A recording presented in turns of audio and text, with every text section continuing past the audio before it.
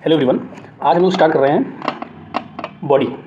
ठीक है, तो बॉडी पार्ट जो है आप सबसे इंपॉर्टेंट तरीके से आप इसको देखने की पहले कोशिश करो कि हम लोग इंट्रोडक्शन को तो डिसाइड कर चुके हैं कि इंट्रोडक्शन कैसे लिखा जाता है, क्या क्या उसके मेजर पॉइंट्स रहते हैं। ठीक है, आज हम लोग देखेंगे कि बॉडी कंटेंट जो है किसी भी आंसर का जो बॉडी कंटेंट होता है, बॉडी कंटेंट में हमने बॉडी का एक डायग्राम ले लिया है। इसी से हम समझ जाएंगे जैसे बॉडी है तो बॉडी कंप्लीटली किस चीज़ से बनी हुई होती है। तो बॉडी के अंदर दिमाग भी होता है, दिल भी होता है, हाथ होते हैं, पैर होते हैं, हर चीज़ बॉडी के अंदर जो है सिस्टमेटिक ढंग से होती है। अगर सोचो आपकी जो आई है, आई एक आगे होती है और एक पीछे होती है और पूरी दुनिया की आई जो है वो सामने होती है। मैं फिजिकली हैंडीकैप्ड या उस तरह की कोई बात नहीं कर रहा हूँ। ठीक है, मैं ये बात कर रहा हूँ कि सिस्टमेटिक ढंग से चीज़ों का होना एक बेटर अप्रोच होती है और वहीं से मेंस के आंसर की शुरुआत होती है। ठीक है, तो हेड जो है बॉडी, जैसे इंट्रो की मैं तो बात कर चुका हूँ, वैसे मैं आपको बता देता हूँ कि जैसे अगर 10 नंबर का क्वेश्चन है तो 10 नंबर के क्वेश्चन को हम 3 भागों में डिवाइड करते हैं। पहला जो है 20%, 60% और 20%। ये गोल्डन रूल है यूपीएससी का। ठीक है, अगर 10 नंबर का पेपर है, 10 नंबर का क्वेश्चन दिया गया है तो 2 नंबर होते हैं इंट्रो के, 6 नंबर होते हैं बॉडी के और 2 नंबर होते हैं कंक्लूजन के। ठीक है, ऐसा कभी यूपीएससी ने बताया नहीं है, लेकिन ऐसा मानकर चला जाता है कि अगर अच्छा इंट्रो होगा तो 2 से 3 नंबर या 1 से 2 नंबर आपको मिल जाता है। लेकिन जो मेन कंटेंट है वो बॉडी का ही होता है। ठीक है, बॉडी में आप क्या लिख रहे हो, कैसे लिख रहे हो, ये सारी चीज़ें इंपॉर्टेंट होती हैं मेंस के आंसर को बहुत ज़्यादा अच्छा बनाने के लिए। ठीक है, आप उसमें नंबर जैसे 5 से 6 नंबर, 10 नंबर में से 5 से 6 नंबर लाना इज़ अ गुड मार्क्स। ठीक है, तो अब स्टार्टिंग कैसे करेंगे हम कि हेड में है क्या क्या। हेड के अंदर सेंट्रल आइडिया की बात होती है। आप देखते हो कि हमारी जो बॉडी है उसमें दिमाग ही एक ऐसी चीज़ है जहाँ से सारी फंक्शनिंग स्टार्ट होती है, पूरा नर्वस सिस्टम, हर चीज़। ठीक है, रिफ्लेक्स एक्शन है और पूरा जो बॉडी का कंट्रोल है वो दिमाग से होता है। तो वहाँ पर हमें क्या देखना है, वहाँ पर हमें देखना है सेंट्रल आइडिया। हमें समझ जाना है, जैसे भी क्वेश्चन इसमें दे रखा गया है कि emotional intelligence refers to the ability to understand and manage emotion effectively. ठीक है, तो IQ और EQ में डिफरेंस के लिए बोला गया। ये जीएस पेपर 4 2021 के अंदर इस क्वेश्चन पूछा गया था। तो इसका सेंट्रल आइडिया क्या है, इसका सेंट्रल आइडिया ये है कि हमें डिफरेंशिएट करना है। पहले तो हमें IQ समझाना है, फिर हमें EQ समझाना है, फिर उनको डिफरेंशिएट कर देना है बीच में से लाइन ड्रॉ करके। ठीक है, ऐसे में डिफरेंशिएट कर देना है, या फिर हमें IQ अलग से समझा देना है और उसको डिफरेंशिएशन लिख देना है, और EQ अलग से समझा देना है, उसका डिफरेंशिएशन लिख देना है।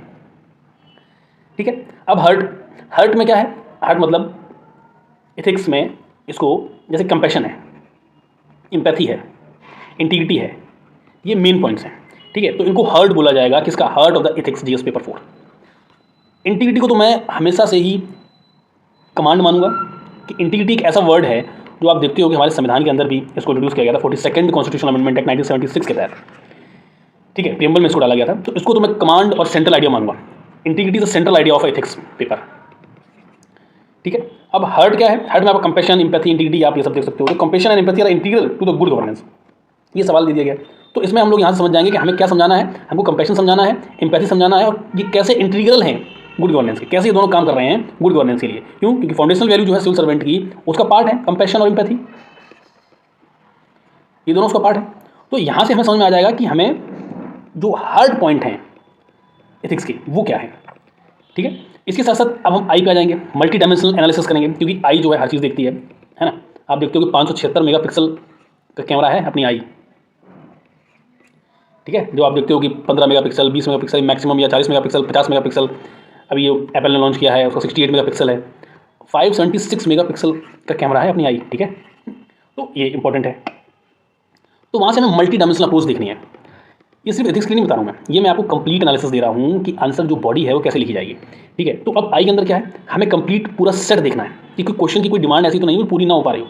अभी PYQ 2023 के अंदर पूछा गया था कि organisation opportunities and challenges.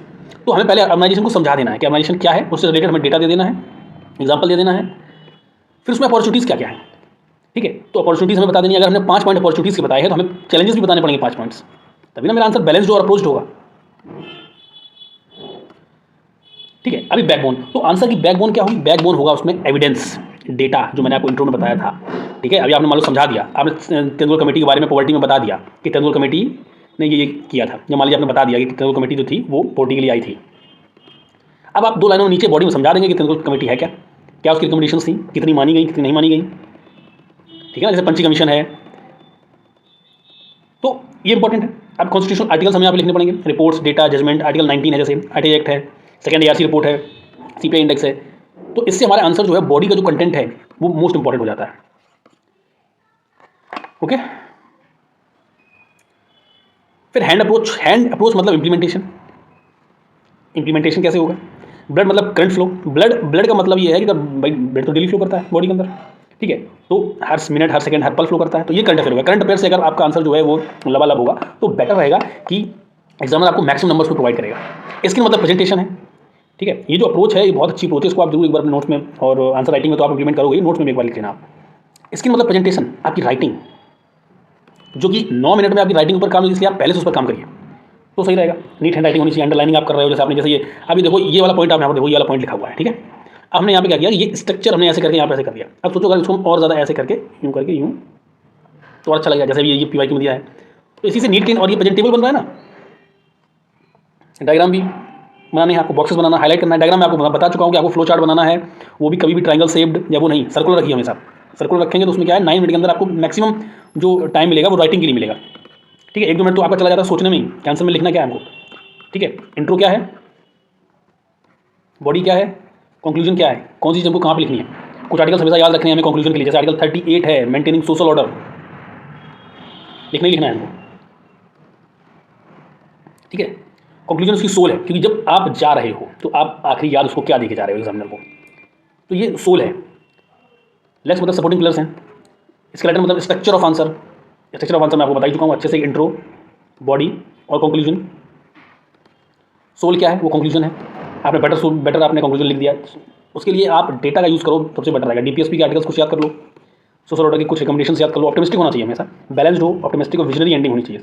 Ethical governance and can transform democracy from mayor administration into a citizen centric service, ये आपने लिख दिया। कुछ भारी भारी वर्ड्स आपको कुछ कंक्लूजन की लिस्ट में बना के रखने पड़ेंगे, जैसे एडमिनिस्ट्रेशन है, सेंट्रिक है, गवर्नेंस है, ठीक है, सेंसिटाइजेशन है, टेक्नोलॉजी इंटीग्रेशन है। ये कुछ वर्ड्स आपको हमेशा लिखने पड़ेंगे कंक्लूजन के अंदर। तो कंक्लूजन तभी आपका बढ़िया बनेगा। और ये आउटगोइंग फैक्टर है, आउटगोइंग फैक्टर है। यहाँ से पता लगता है कि बंदे की अप्रोच क्या है।